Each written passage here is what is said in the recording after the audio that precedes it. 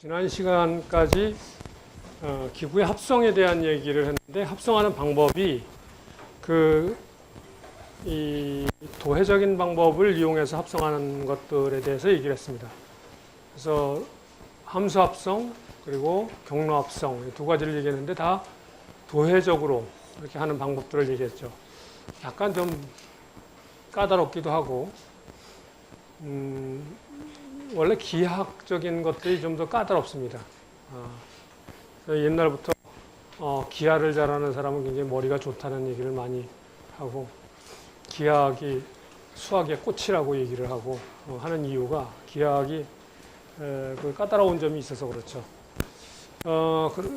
오늘 얘기할 거는 대수적인 방법으로 그러면 합성하는 방법은 없겠는가? 대수적인 방법에 대한 내용이 이제 이번 주 이야기하는 내용에 초점이 될 겁니다. 초점이 되고, 그래서 그 얘기를 하기에 앞서서 동일족이라는 코그네이트 링키지 이 이야기는 예를 들어서 하나의 패스를 그리는 기구가 적어도 3개가 존재한다 라는 그런 정리를 이 로버트라는 사람과 채비셰프라는 사람이 각각 약간 유사한 시기에 동일한 사실을 발견을 했어요. 그래서 이 두 사람의 이름을 따서 이 두 사람이 같이 공동 연구한 게 아니고 연구를 해서 얻은 결과인데, 그래서 두 사람의 이름을 붙여서 로버트 채비셰프 정리라고 부르는데, 그 이야기는 여기서 보면은 여기에 지금 기구가 이렇게 된 4절 기구 하나 있죠. 1, 2, 3 이렇게 해가지고 2, 3, 4 이렇게 된 이렇게 돼 있고, 그 다음에 그런가 하면 여기도 지금 여기 O3가 있으니까 O3 여기도 이렇게 이런 기구가 또 하나 있고, 그 다음에 여기까지 O3하고 저거하고 A3가 어디 갔나요? A3, A1, A2, A3. 요거하고 요거를 기준으로 해서 또 우리가 한 게 요거고, O3하고 O1을 이거는 이거고, O3하고 O1을 기준으로 해서 건 이렇게 이런 기구. 이렇게 해가지고 3개의 기구가 있는데, 이 기구의 요 P점 하나가 이거 움직이면은, 얘가 만일 움직일 수 있다면은 요 3개의 기구가 이렇게 된 기구가 요 자기 카플러상, 여기 카플러죠, 전부 다. 네, 카플러상의 한 점이 동일한 패스를 그리는 꼴이 되죠. 동일한. 자, 그래서 이 기구가 그러면 움직일 수 있나를 보는 거죠. 움직일 수 있나. 일반적으로는 이건 못 움직이네. 이렇게 되면 못 움직입니다. 왜 못 움직이냐면, 이건 우리가 앞에서 배웠던 쿠츠바 기준식을 갖다가 동원해 보면은 여기 링크 수가 9개, 이거 씌워보면 되죠. 이렇게 해서 베이스 링크 포함해서 하나, 둘, 셋, 넷, 그 다음에 뭐 다섯, 여섯, 일곱, 여덟, 아홉, 이것까지 10개네요. 10개, 10개죠. 9개가 아니라 10개고, 그 다음에 언뜻 보기에는 조인트 수가 11, 여기 지금 9개라고 되는데, 내가 잘못 씌웠나 본데, 여하간 이렇게 되는데, 이 수가 이렇게 돼서 이 숫자대로 하면 될 것 같지만, 사실은 이 조인트 중에서 예를 들면 이런 조인트, P점 요 조인트 같은 거는 요게 지금 이 링크하고도 연결하지만 얘하고도 연결하고 있기 때문에 이게 더블 조인트죠. 그런가 하면 얘네들도 마찬가지예요. 얘네들도 요거하고 이것만 연결하는 게 아니라 얘하고 얘도 연결하고 있죠. 베이스도. 그렇죠? 5번과 1번 연결하는 것뿐만 아니라 4번과 1번 연결. 이것도 마찬가지죠. 2번과 얘를 연결하는 것뿐만 아니라 얘 10번과 또 1번 연결하고. 그래서 O1, O2, O3가 다 더블 조인트예요. 얘하고 해서. 더블 조인트가 4개가 있어요. 실제로는 조인트 수가 훨씬 더 많다는 거죠. 10개에다가 4개를 더 더해야 돼서, 그래서 쿠츠바 기준식에다가 대입해서 이걸 자유도를 계산해 보면 마이너스 1이 나와서 얘는 원래는 못 움직이는 기구인 거죠. 못 움직이는. 그런데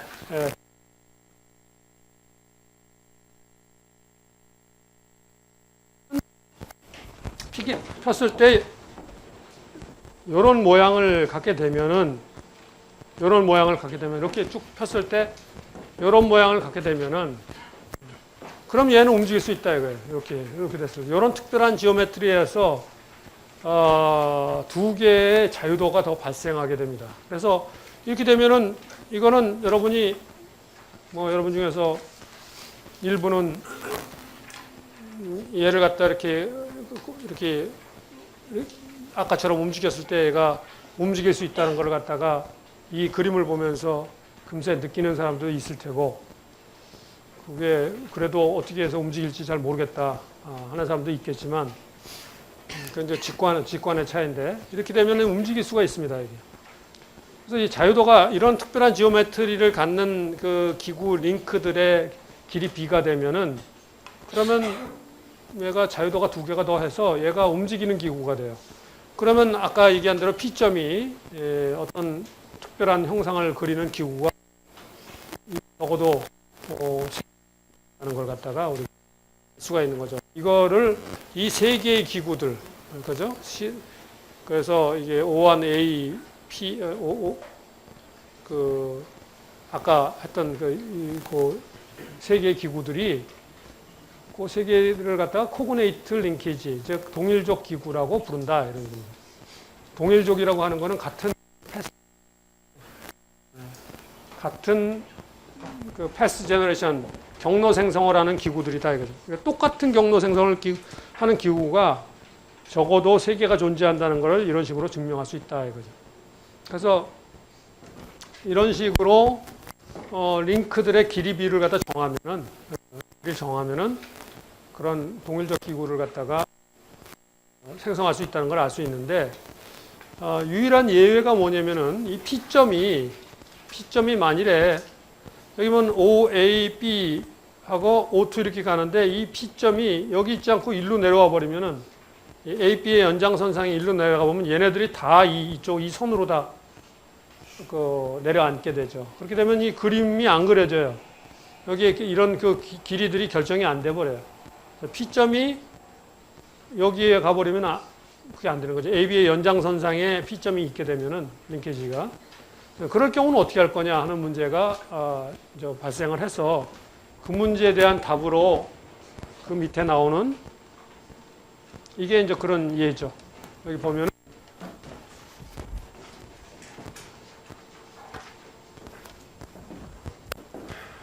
A점, B점의 연장선상에 P점이 있죠. 이렇게 돼 있을 때 지금 여기 번호로들을 쭉 이게 1번 링크는 베이스 링크고 이거 2번, 그다음에 5번, 이게 6번, 7번, 그다음에 8번, 그다음에 9번, 그다음에 여기 10번, 이런 식으로 링크들이 이렇게 있죠. 링크들이 있어가지고 여기 이걸 보면은 이렇게 연장선상에 있다 하더라도 예를 들어서 여러분한테 이렇게 돼 있는 이런 기구에 동일적 기구를 구해라. 근데 그 P점이 어디 있냐면 요 AB의 연장선상인 요 점에 있을 때 요 동일적 기구를 갖다 구해라. 그러면은 이 선들에 전부 이렇게 평행선을 다 그으면 돼요. 평행선 여기서 이렇게 평행선 그어가지고 쭉 긋고, 그다음에 이거는 지금 없죠. 이거만 없고, 그다음에 요거에 대해서 평행선 이렇게 긋고, P에서의 평행선을 먼저 이렇게 긋죠. 긋고, 그다음에 요 O1, O2, O3의 요 연장선상에다 점을 하나 정한 다음에 이게 여기서 이렇게 근선하고 만나지 않은 점에다 정해야겠죠. 그다음에 여기서 또 평행선 긋고, 그리고 얘하고 또 평행하죠. 얘하고 평행하고. 요거하고 2번, 7번, 여기 8번, 9번이 평행하고, 이렇게 평행하게 이렇게 긋게 되면은 요 기구와 동일적인 이런 기구들이 결정이 된다 이거죠. 여기서 보면은 O1, A, B, O2, 그다음에 O2, B, 이거 어디로 가야 되나? O2 여기 B2 이렇게. 그다음에 O1하고 O3하고 사이는 이렇게 이렇게 되네요. 그런 기구들이 이렇게 되네요. 이렇게. O1, A1, C1 이렇게. 그래서 이렇게 개 기구가 동일한 P점을 매개로 해서 동일적 기구들이 된다. P점을 매개로 해서. 그래서 하나의 기구를 주고 나머지 두 개의 동일적 기구를 그려라 하면은 여기서 지금 보는 것처럼 그런 평행선들을 그어서 그 기구를 구할 수 있다 이거죠.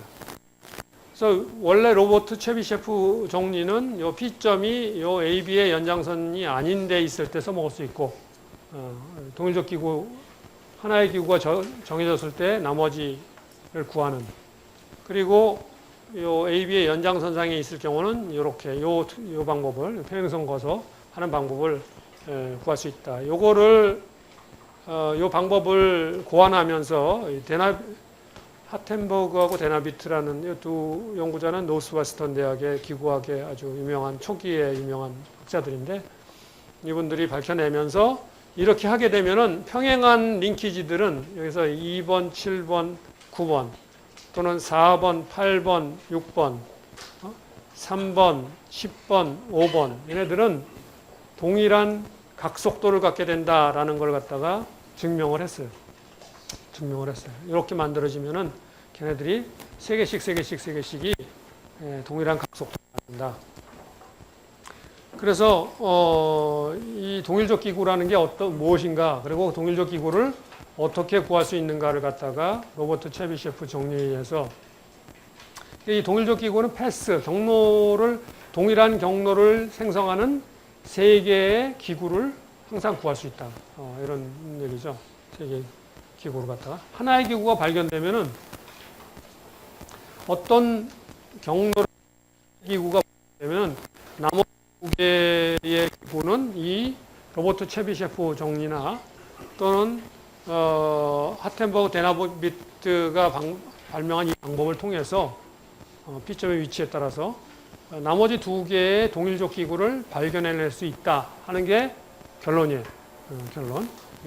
어려운 내용이 없는 거고. 자, 그게 이제 동일적 기구라는 겁니다. 동일적 기구가 뭔가? 패스 제너레이션과 관련된 얘기고, 그 다음에 나오는 이 이야기들은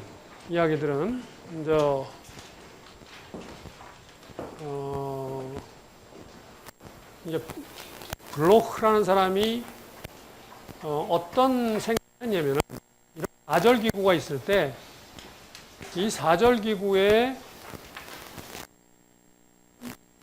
3번, 4번 링크가 움직이는 링크들인데 얘네들의 각속도가 내가 원하는 각속도를 어떤 속도로 하고 싶다. 어떤 한순간만 갖게.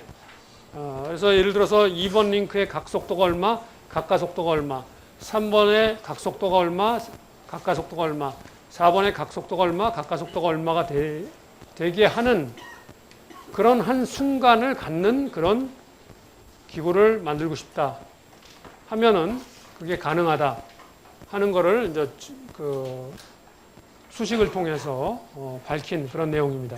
그걸 블로크의 합성법이라고 얘기합니다. 이것도 신세시스인데 대수적인 거죠. 복소수를 이용했어요. 여기서 O4에서부터 이렇게 R1, R2, R3, R4가 0이다 하는 게 이 복소수로 수식이 된 겁니다. 그래서 R1 같은 경우 여기서부터 이렇게 되니까 이쪽이 X축이니까 이렇게 180도가 되는 거죠. 세타1이 180도. 요거는 세타2, 이쪽으로 하니까 이게 세타3, 이렇게 가니까 여기서부터 이렇게 세타4 이렇게 된 거죠. 그래서 이렇게 4개의 벡터를 갖다 4개의 복소함수로 표시를 했습니다. 그래서 이게 0이다 하는 게 이게 루프 방정식이죠. 자, 이 방정식을 시간에 대해서 한번 미분하면은 요 두 번째 식 세타1 다트가 세타1은 컨스탄트 하니까 얘는 안 변하니까 이거 0 돼 버리고 그죠? R1도 컨스탄트고 세타1도 컨스탄트니까 이거 0 돼 버리고 그다음에 세타3, 세타4는 변하죠. R2, R3, R4는 안 변하고 이건 정해져 있는 거고 그래서 세타2를 미분한 세타2 다트가 오메가2고 세타3 다트가 오메가3고 세타4 다트가 오메가4입니다. 그래서 이걸 미분한 식이 이 식이에요. 이걸 한 번 더 미분하면은 3번 식이 얻어집니다. 그래서 오메가2를 미분하면 알파2, 오메가3 미분하면은 알파3, 오메가4 미분하면 알파4. 그래서 얘를 한 번 더 미분해서 3번 식이 얻어집니다. 그래서 1번 식과 2번 식과 3번 식을 얘를 합쳐서 행렬식으로 표시한 게 그 다음에 나오는 그 아래 나온 4번 식입니다. 자, 이 4번 식을 보면은 이거는 요 세 개의 값에 대한 3원 연립 방정식이죠. 그러니까 요 세 개의 값이 요게 R2 요게 R2 벡터죠. 이게 벡터로 표시하면 이게 벡터고 R3 벡터고 알파 벡터인데 이 세 개의 값이 이거는 그냥 연립 방정식 풀면 되니까 이런 식으로 풀린다 이거예요. 이거 계산하는 과정이야 여기 나오지 않지만 여러분들이 얼마든지 뭐 할 수 있어요. 3x3 정도로 하면 대수적으로 할 수가 있는 거죠. 할 수가 있는 거예요.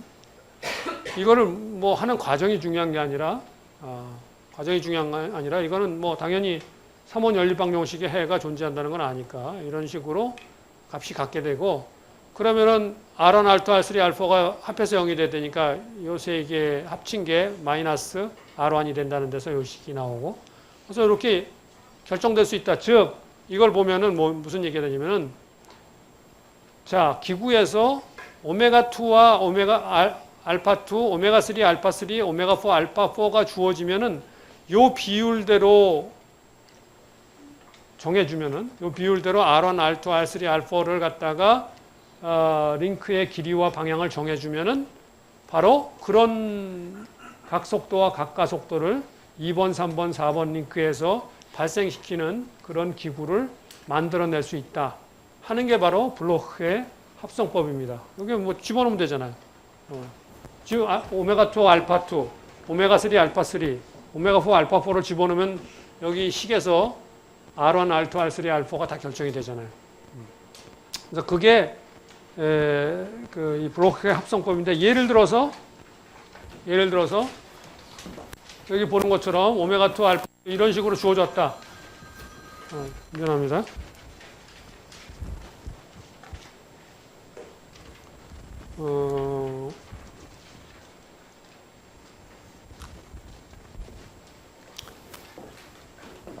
이렇게 주어졌다.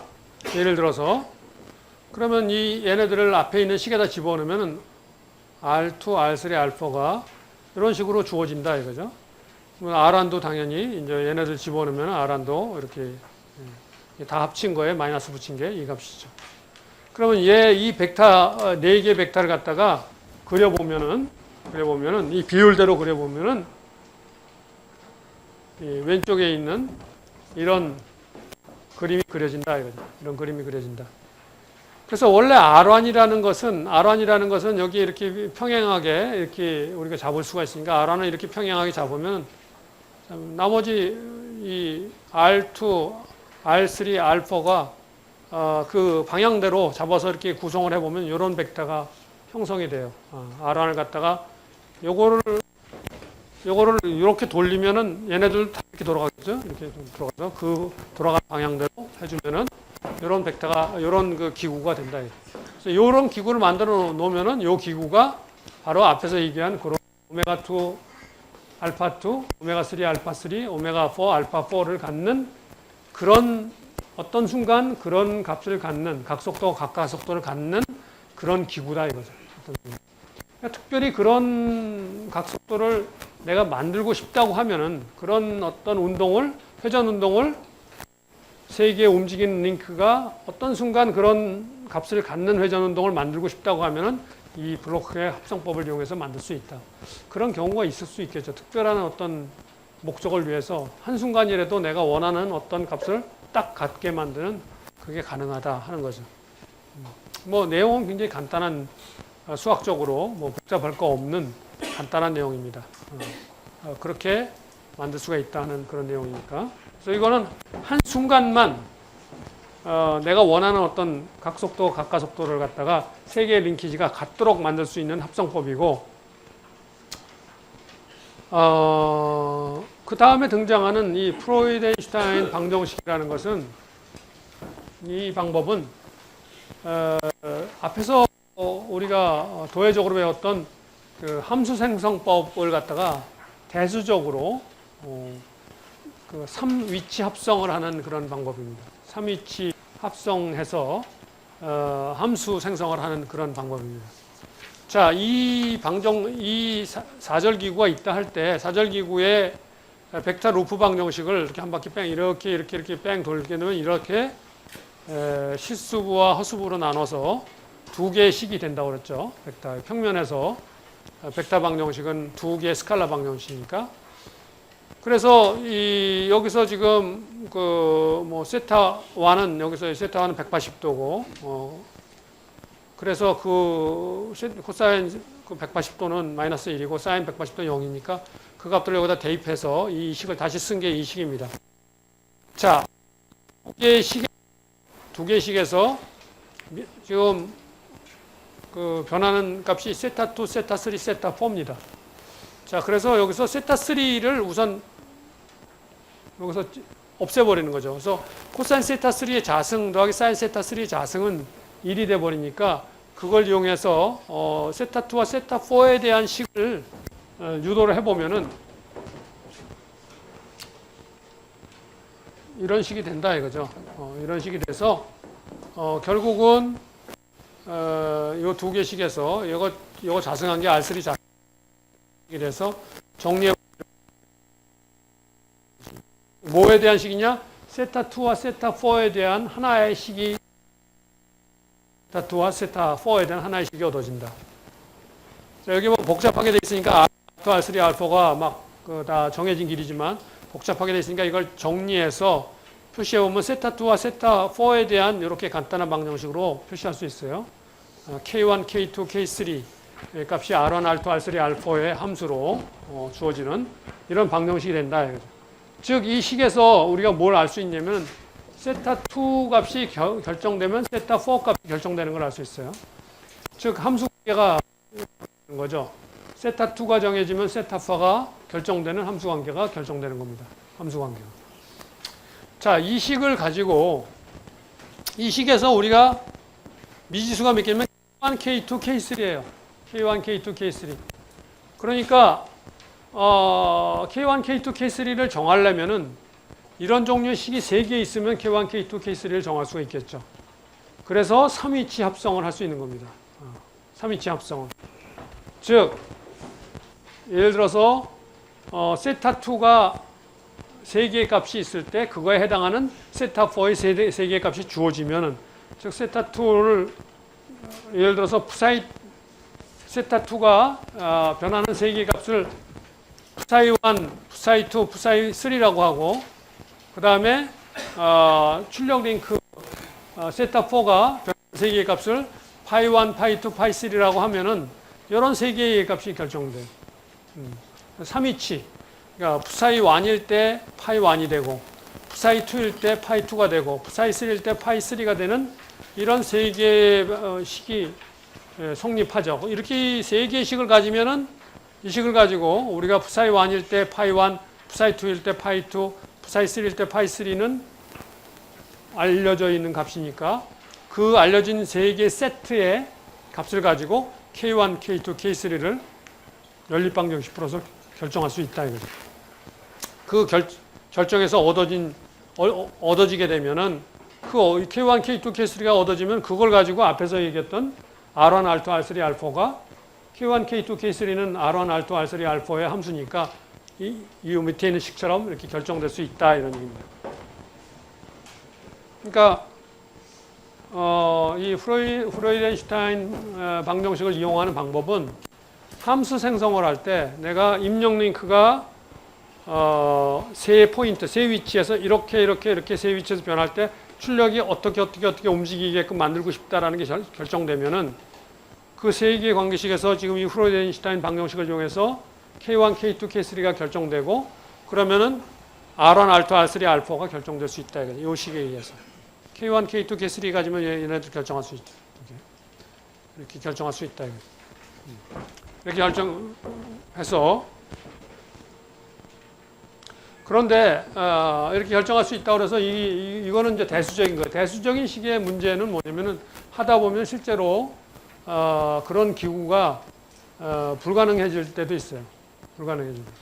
여기서 이렇게 그러니까 푸사이 1에서 푸사이 2, 푸사이 3로 움직일 때 파이 1, 파이 2, 파이 3로 움직여줘야 되는데 푸사이 1일 때 파이 1이고 푸사이 2일 때 파이 2는 거는 되는데 푸사이 1에서 푸사이 2로 넘어가게 되면 파이 1에서 파이 2로 못 넘어가는 수가 생긴다 이거죠. 기구에는 이게 데드락 걸리는 경우가 있잖아요. 못 넘어가는 그런 기구가 생길 수가 있어요. 그래서 그런 거를 점검을 해줘야 됩니다. 그런 거를 실제로 이렇게 대수적으로 했을 때는 실제로 이게 그 기구가 운동이 가능한지를 체크를 해줘야 되는 그런 부분이 그 추가적인 숙제로 남을 수가 있다. 그래서 대수적으로 이런 합성을 했을 때는 그게 결과가 실제로 그 적용 가능한 건지를 마지막으로 점검을 해야 된다 이거죠.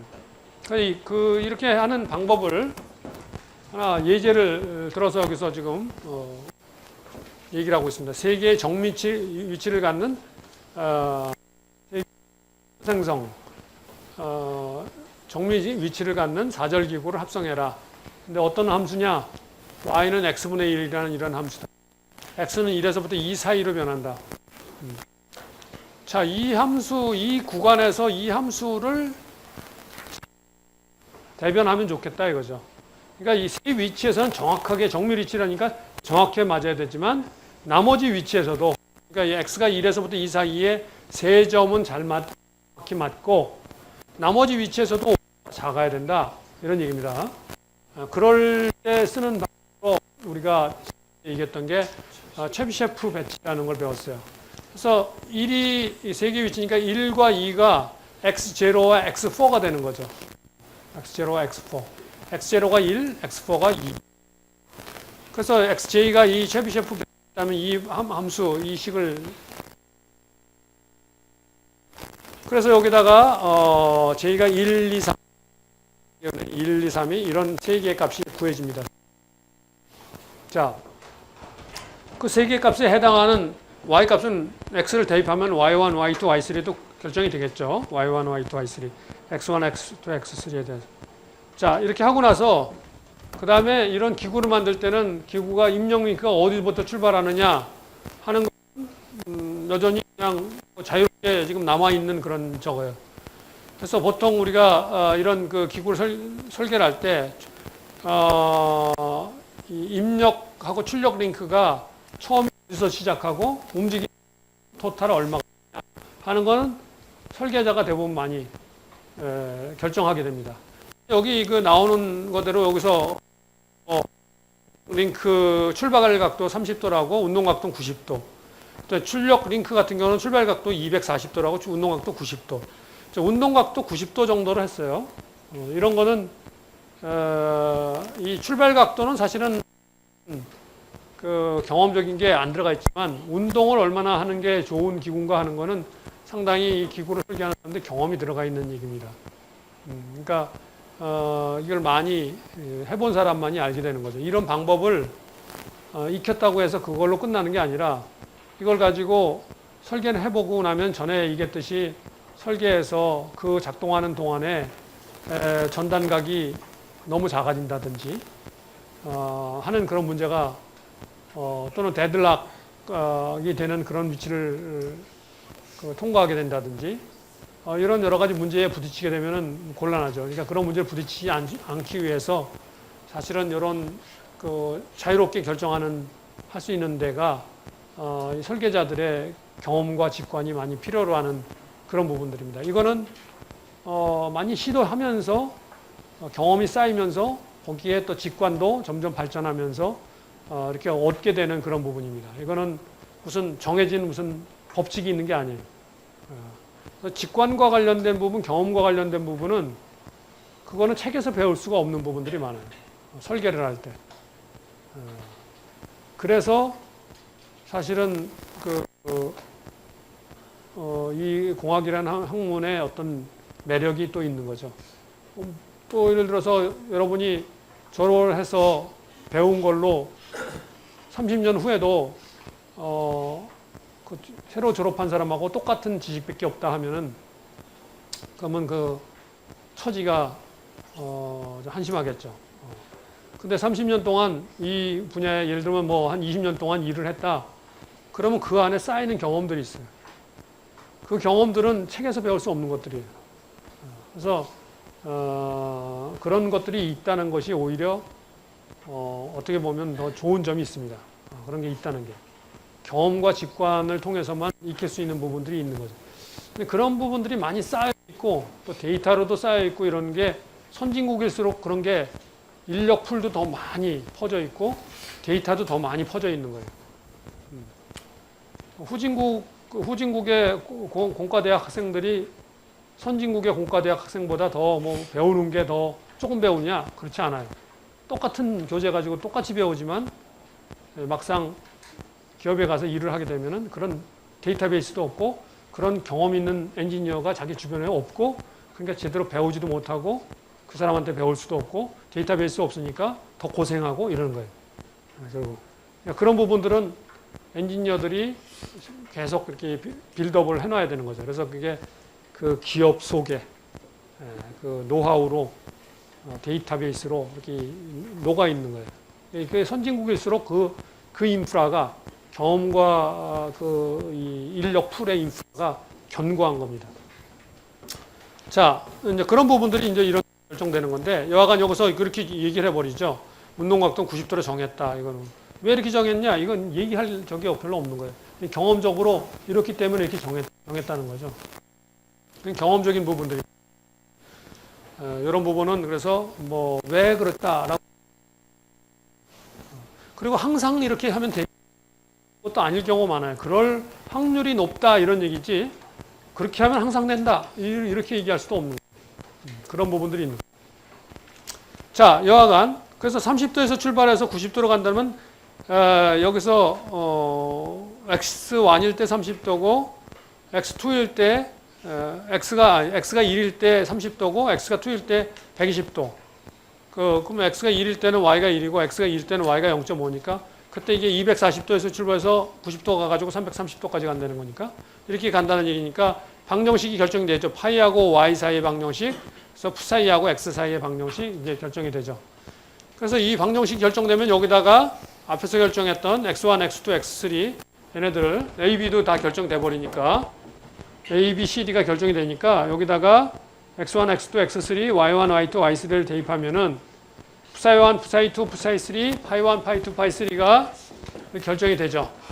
이렇게 세 개가 이렇게 psi1, psi2, psi3, pi1, pi2, pi3 결정이 되고 이 세 개 세트를 이용해서 대입하면 이런 식이 프로이드 아인슈타인 방정식에서 세 개 식이 결정이 되고 이 세 개 식에서부터 K1, K2, K3 미지수 세 개가 결정이 되고 그러면 K1, K2, K3가 결정이 되면 얘네들을 이용해서 R1, R2, R3, R4가 결정이 된다.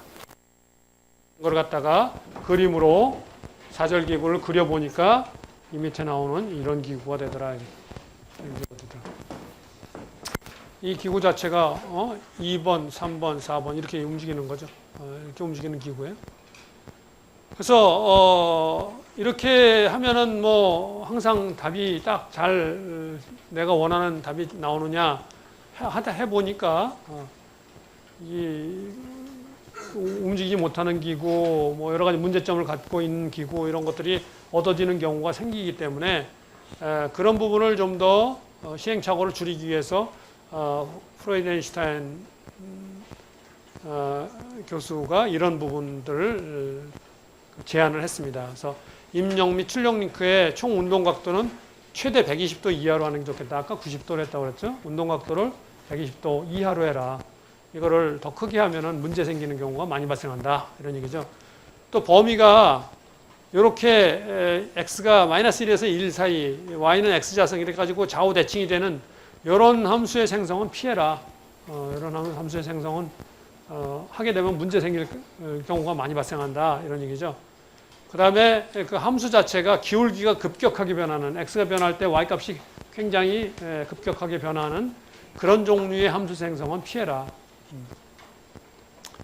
아주 꼭 필요한 경우가 아니면은 그런 거는 피해야 된다. 그러니까 그런 기구 합성 문제는 굉장히 어려운 기구 합성 문제라는 얘기가 되는 겁니다. 그런 얘기는. 그래서 이런 주의점을 갖다가 생각하면서 이 방법을 이용해서 함수 생성하는 3정밀위치점을 갖는 함수 생성 대수적인 방법을 프로이덴슈타인이 제시를 했다 이런 얘기입니다. 앞에서 도회적으로 했을 때는 3위치가 아니라 뭐 4위치, 뭐 5위치 이렇게 올라갔었는데 대수적으로는 훨씬 더 한계가 있는 거죠. 한계가. 자, 그 다음에 복소대수를 이용한 해석적인 합성. 복소대수를 이용한 해석적인 합성. 자, 이거는 뭐 또 복소수를 이용해 가지고 또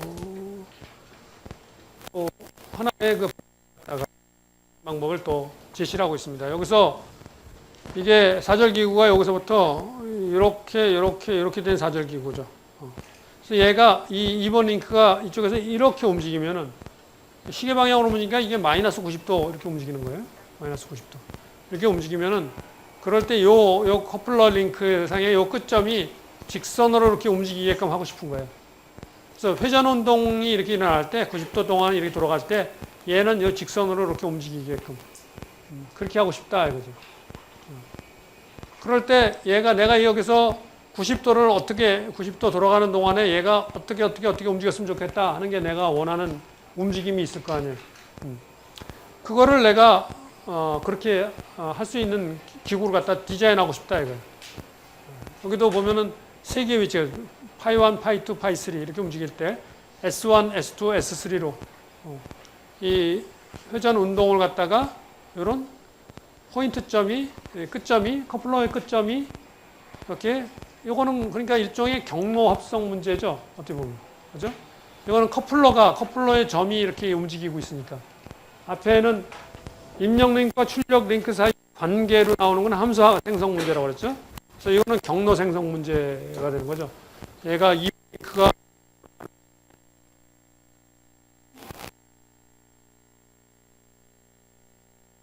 그러니까 이건 경로 생성하는 해석적인 방법이에요. 앞에서 했던 거하고 달리 경로 생성하는. 그래서 여기 세 점 S1 여기서 파이 1, 파이 2, 파이 3 이렇게 움직일 때 여기서 이점에서부터 S1 이렇게 움직이는 그런 그 회전 운동을 직선 운동을 바꾸는 기구인데 그 직선 운동이 커플러점이 직선 운동하게 하는 그런 기구를 만들고 싶다 이거죠. 그런 경우가 여러분이 실제로 기계 설계를 하다 보면 이런 필요성들이 일어난다는 거죠. 그러니까 여러 가지 종류의 필요성들이 일어나는 거예요. 그러니까 여러분들이 지금 배운 이런 것들을 다 조합을 해서 나중에 실제로 부딪히게 되면 이런 문제만 생긴 게 아니라 별별 종류의 문제가 다 생길 수 있어요. 그럼 그걸 응용할 수 있어야 되는 거죠. 앞에 배웠던 내용들을 이용해서 그때 그런 걸 이렇게 했었는데 그럼 이 문제는 어떻게 하면 될까? 그거를 이런 걸 한번 배운 사람은 그걸 한번 이렇게 여러 가지 고민을 하고 그 노력을 해가지고 그걸 만들어낼 수가 있는데 이런 거 한 번도 배운 적이 없는 사람은 아예 그런 건 뭐 시도를 할 엄두를 못 내는 거죠. 이런 방법들이 과거에 아주 머리 좋다는 아주 선진들이 다 해놓은 걸 갖다가 이게 생짜로 시작해가지고 이걸 갖다가 머릿속에서 이걸 하려고 그러면은 얼마나 많은 시간이 걸리겠습니까? 근데 여러분들은 이런 거를 그래도 이 기본적인 이런 내용들을 갖다 이미 이 교과를 통해서 배우기 때문에 이걸 응용해서 또 다른 걸 하는 거는 훨씬 쉽다 이거죠. 이런 걸 아예 처음부터 생각하려고 그러면 얼마나 어렵겠어요. 자, 그래서 여기서 보면은 일단 말이죠. 얘가 일단 이 지금 2번 링크가 이렇게 돌아가는 동안은 이 커플러 링크가 여기서부터 S1, S2, S3 이렇게 움직여야 된다 이거죠. 그래서 얘하고 얘하고를 이렇게 놓고 보면은 이렇게 그죠? 이렇게 하는 그런 식을 갖다가 생각해 볼 수 있어요. 그래서 여기서 이게 90도 돌아가는 거예요. 여기서 이 입력 링크가 마이너스 90도 이렇게 돌아가는 거죠. 여기서부터 여기까지 90도 이렇게 돌아가는 동안에 그 중간에 S1, 이제 파이 1, 파이 2, 파이 3가 있는 거죠. 자, 이거를 0에서 그래서 마이너스 90도까지 움직일 동안에 S는 0에서부터 4까지 움직이는 그런 기구를 만들고 싶은 거예요. 직선을. 그래서 입력 링크가 90도 돌아가는 동안에 커플러 그 점은 4만큼 움직이는 그게 4m가 될 수도 있고 4cm가 될 수도 있고 4인치가 될 수도 있고 그거는 뭐 여기서 단위는 중요하지 않으니까 그런 걸 만들고 싶다. 그랬을 때 이것도 3위치 합성이에요. 세 개의 정밀 위치를 갖게 하고 싶어서 그러면은 제일 에러가 적게 하기 위한 방법이 체비셰프 배치라고 했으니까 체비셰프 배치를 쓰면은 여기 파이 제로가 제로고 파이 4가 마이너스 90도 S0가 제로고 S4가 4 그러면 파이 1, 파이 2, 파이 3 체비셰프 배치 식에다가 집어넣으면은 이렇게 구해지죠. 요게 이거 라디안 값이에요. 그 디그리로 하면 여기 마이너스 6도, 마이너스 45도, 마이너스 84도 이렇게 배치하면은 그 중간에서의 오차가 줄어든다. 이렇게 샌더하고 프로이덴슈타인 두 분이 그런 그 연구 결과를 했으니까 우리는 그거를 그냥 이용하는 거죠. 지금 여기서 이게 여러분들이 그거를 뛰어넘으려면 그게 유도된 그거까지 찾아 들어가서 해야 되니까 이제 그 수준까지 가려면 굉장히 멀리 가야 되는 거죠.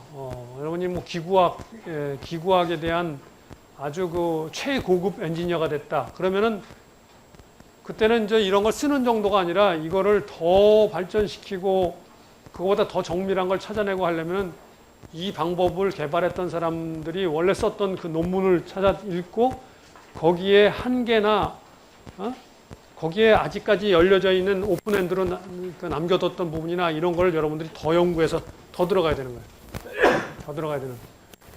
그 수준까지 들어가려면 뭐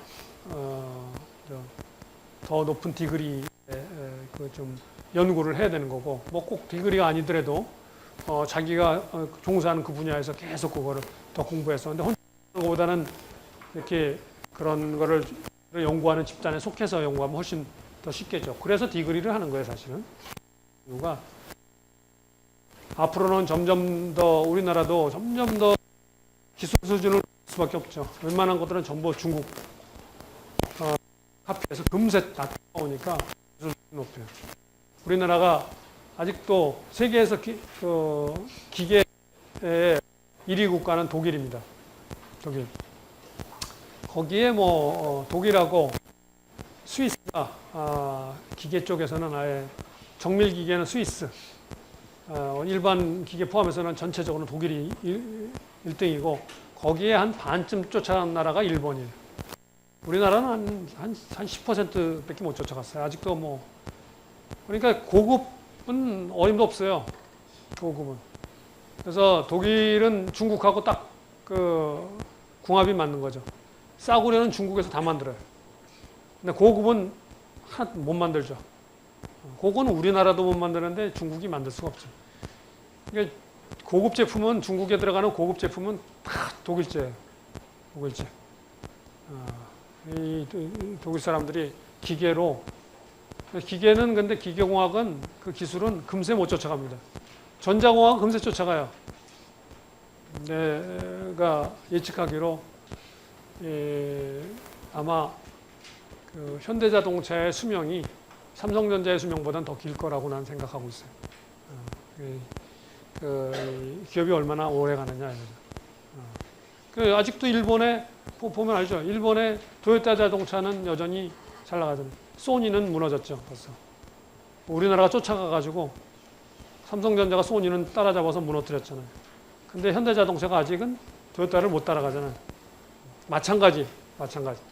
중국이 쫓아와도 기계는 그만큼 쫓아오기 어렵다는 겁니다. 밑에 녹아있는 게 너무 많아요. 밑에 녹아있는 게. 노하우가 너무 많아요. 전자는 그게 훨씬 더 없어요.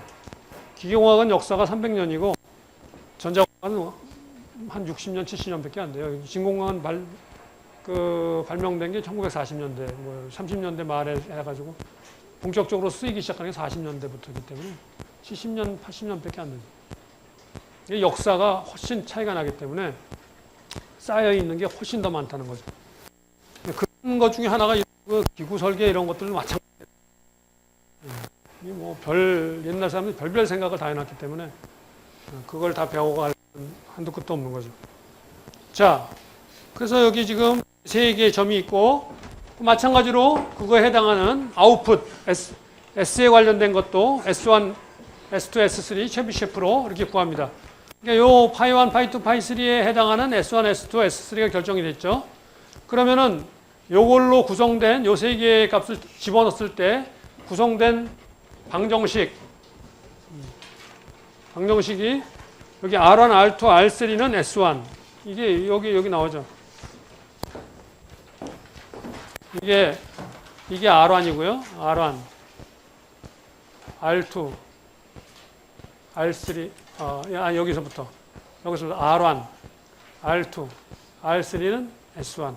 S1은 것 같다. 여기서부터 여기까지 여기 R1이에요. 여기 R1. 요건 원점이기 때문에 딱 공간에 고정되어 있는 점이에요. 이게 R1은 고정된 벡터죠. R1은.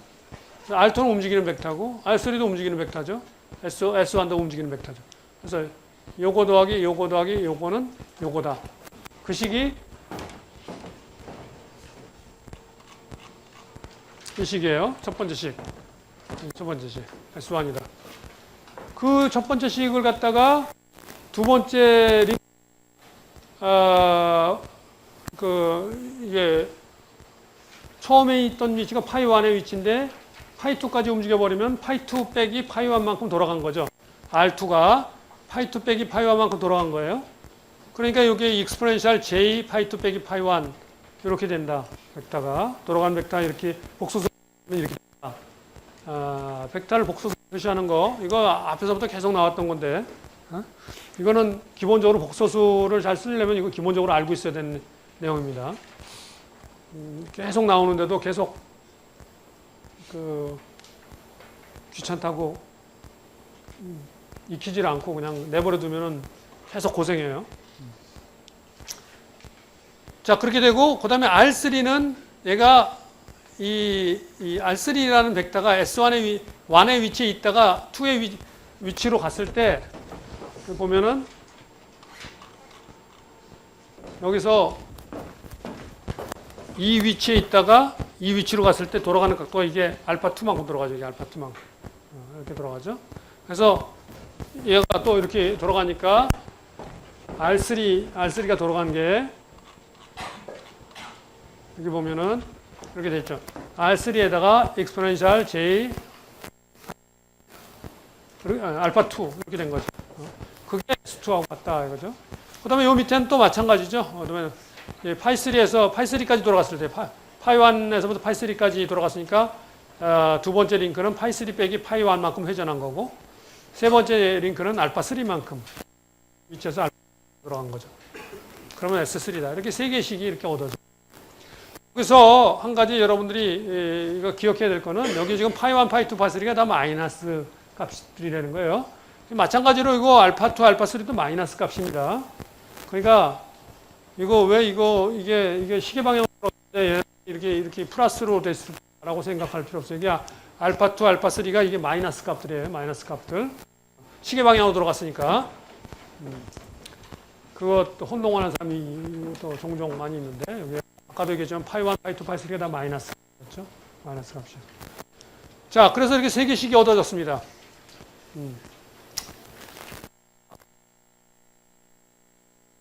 이 두 번째에서 첫 번째 빼고 세 번째에서 첫 번째 빼면 이 R1은 없어져 버리겠죠. R1.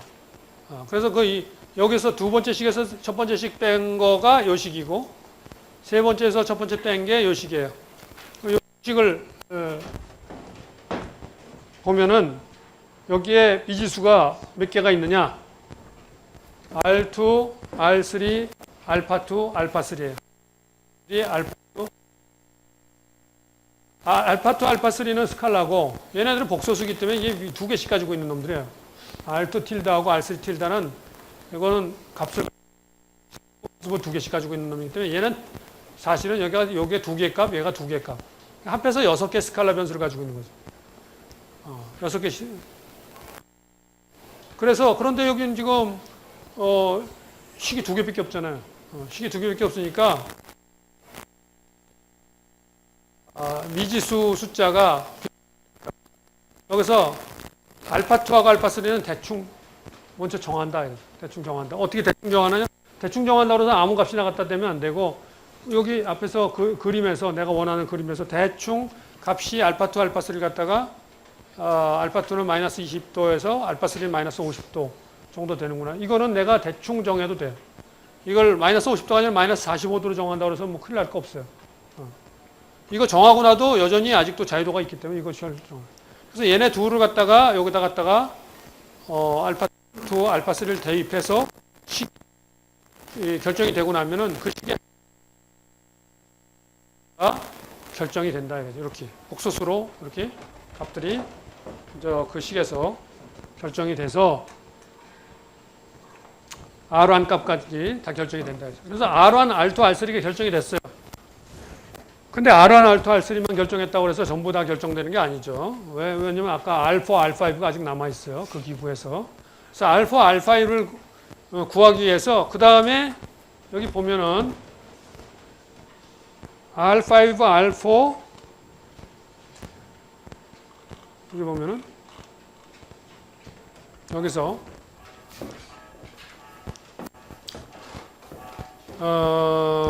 여기 시험 이게 R5 R4 더하기 요거는 요거다. 요번에는 아까는 이걸 가지고 했다면은 이걸 이렇게 했다면 요번엔 이렇게 S1이다. 이걸 하고 있어요. 이걸 R5 이게 R5예요. R4 더하기 요거는. 근데 요 길이를 요 전체 길이의 2분의 1로 잡자. 그건 내가 그냥 그렇게 잡은 거예요. 왜? 그렇게 잡아도 충분히 아직도 자유도가 있어요. 디자인 자유도가 있어서 이걸 그래서 내가 3분의 1로 잡겠다. 그래도 상관없어요. 뭐 상관없습니다. 자유도가 있기 때문에 디자인할 때 여러 가지로 내가 이거를 3분의 2로 잡든지 전체 길이에 아까 이놈은 결정됐잖아요. 이게 R3 값은 아까 앞에서 결정됐으니까 이 값이 얼마가 되는가 하는 걸 내가 정할 수 있다. 그래서 그 식에서부터 또 3개 식이 나오죠. 그래서 이런 식이 나오는 거죠. 이거는 R5 더하기 R4 더하기 0.5 R3는 S1.